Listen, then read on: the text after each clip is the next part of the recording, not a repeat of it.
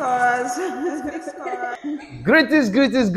Greetings, my people. It's your boy EK Banks, and this is Flickscores. So, guys, today I'm going to be reviewing a movie that was actually adapted from Dracula. We know Dracula now, the bad guy, king of vampires, the devil himself. So, guys, the movie title of the movie is The Last Voyage of the Demeter, and I'm going to be going straight into the storyline.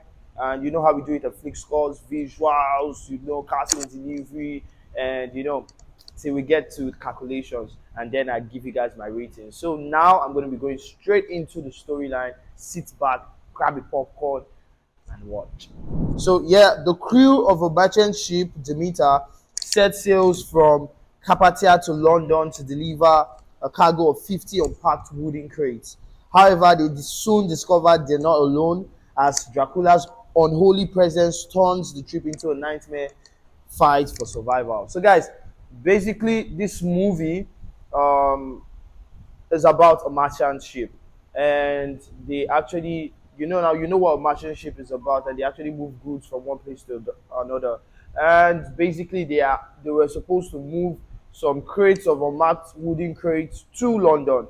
Now, when they got to the port where they were supposed to pick up the crates, they were short on crew members. So they actually needed to get a few crew members, I think about two, or a crew member. So they actually did a little interview. So basically, the movie introduces a doctor, actually the first black doctor to graduate from Cambridge, who wanted to, he didn't get a job after, that time. It was a very long time ago. So basically, after coming out from Cambridge, it was difficult for him to like get a job. So he was just going from place to place, racism and all. So basically, he wanted to be part of the crew of the Demeter. And the second hand in command, or the second in command to the captain of the ship, I don't know, he didn't just want the guy, but basically, fate had it. This is the main character of the movie. He actually got on the ship, and he was actually the doctor on the ship. So basically, they got on the ship, and Dracula was actually in those crates, and a female, a lady also. So basically, the storyline is just telling us how they came to pick up those wooden crates and head for London. So every single thing, every single action that happened in this movie happened on sea.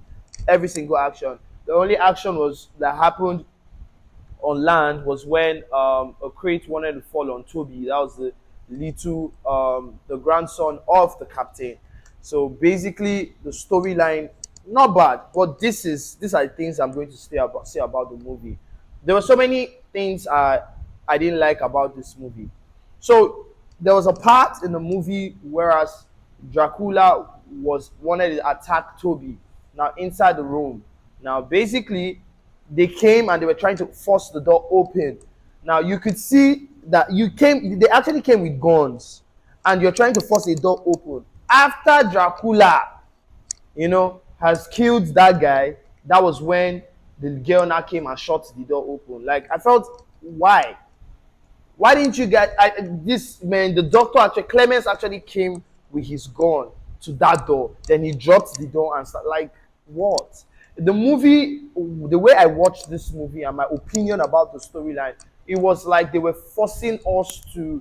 They just wanted us to believe whatever. Like they just felt like, okay, this is what will happen and this is how it will happen. But basically, it wasn't making any sense. They could have abandoned ship earlier on. That's the second point. Toby's death could have been averted. Man, in fact, this movie, the storyline for this movie was just so jam-packed. And then I didn't feel it. I'll just leave it at that. It wasn't a movie. It wasn't a movie I felt. When I read the storyline, when I read the plot of the movie, I was interested to watch it. But after watching the movie, it was like, come on, guys, what's this? So, but not bad. I will be rating the storyline for this movie a 15/20. So, guys, cast and delivery. We have Javier Botet as Dracula. We have Aislinn Francoisi as Anna. We have Corey Hawkins as Clemens. We have Liam Comihan as Captain Elliot. So these guys are actually like the main characters in the movie. The cast and delivery was perfect.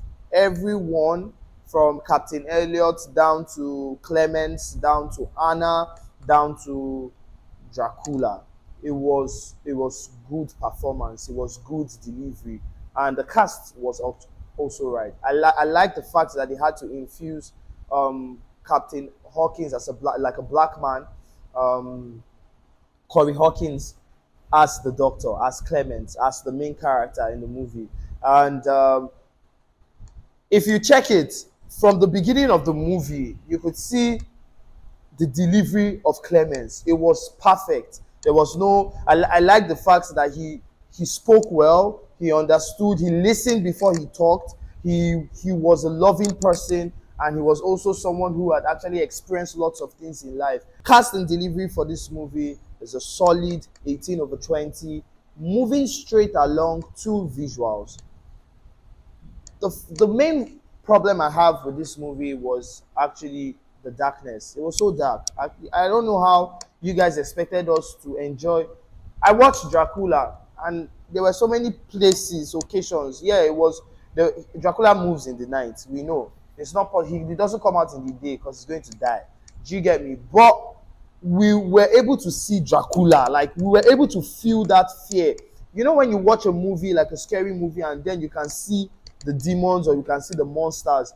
That was what I was expecting. It wasn't like Dracula wasn't visible in this movie, but it was very dark. It was very dark. It wasn't, and we're just seeing glimpses. I know they wanted to give us suspense, but man, let's see this guy. Let's see the bad guy at first. Do you get me? And even though they were showing him, it was so dark. That's the issues I had with the visuals. Aside from that, visuals were okay. The movement of the camera, well, in fact, cool, but slashing out points from the visuals for me, that's a very, very big point for me, where, you know, for me to not be able to see Dracula perfectly. I wanted to see him very well. I wanted to see that figure. You know, everyone, you know, starting the movie and knowing that, okay, yes, so Dracula is involved in this. Everybody wants to see Dracula, but we seeing him just like in the shadows wasn't what I expected. So I'll be giving it a 15 over 20. So guys, before going to the costume and makeup, I want to give you guys some things about this movie. So director of this movie is Andre Overdra. Story by Brady Schott Jr. And distributed by Universal Pictures. Adapted from Dracula, like I told you. Now guys, this is the big break. This movie, it was actually, budget for this movie was actually $45 million, which I feel like, for you to spend $45 million on this movie, I'm not sure they're going to make their money back, because like Rotten Tomatoes is even poor. And man, my own review, Ike Banks is giving you guys a review on your movie. That storyline was just anyhow. It was just, you know, there were so many things. Dracula, yes, we know Dracula. They are so okay. We have different versions of Dracula, but man, I wanted to see, you know, Dracula shape shifts, like, you know, now, guys. So guys, costume and makeup. Actually, for this movie, for a crew member, like crew or ship, it was okay. The captain dressed like a captain, like a merchant ship. The crew members also good. Clements, wonderful. Makeup for this movie was actually one of the best. That was like their strong points in the movie, because every scene where Dracula killed someone or every scene where he beat someone, it was man perfect. So guys, costume. Another part that has an issue was when they wanted to bury Toby. Now they covered Toby with clothes. Now I don't know if clothes can protect vampires from the sun. I don't know, but like I felt like when the other guy died on the stand, where he burned on the stand, he was wearing clothes and he got burned. So why was Toby covered and he didn't get burned? And when, man, see, so many issues with this movie. I just felt like they wasted $45 million. That's a lot of money, man. So the costume and makeup for this movie, not bad, especially the makeup. all the blood scenes. Me, I'm very keen on that's one thing I watch because I'm a Nigerian and I have been tormented for years with blood scenes from Nollywood. So basically, what I watch out for in a movie, especially an action or horror movie, is the blood scene because what me I grew up watching like Nollywood was tomato paste and stuff. So when I see good makeup, wound and everything, the injuries, everything for Dracula was wonderful. I would give it a solid 18 over 20. Moving along to sound. Sound was actually good. The sound, the voice of Dracula was nice. Sound for this movie, I think it should be a solid 16 over 20. So guys, going straight into the calculations, I gave the storyline 15 because I felt it didn't do too well. So I just had to slash out 5 from their points. So I also gave the cast and delivery an 18, visuals a 15, sound, make costume and makeup an 18, and then sound 16. So adding this all up, it still comes down to a good 82. 82. So divide by 5. You know how we do it, guys. And we have 16. 16.4, but this is Flickscores. We know they add Jara, so it is a solid 16 over 20. Okay, not too bad. I would have wanted it to be lower though because the storyline and the movie was just all over the place. But guys, please, you could go watch Dracula so you get to understand the last voyage of the Demeter when you watch it. So I would advise you watch Dracula and then watch the last voyage of the Demeter, which I just reviewed.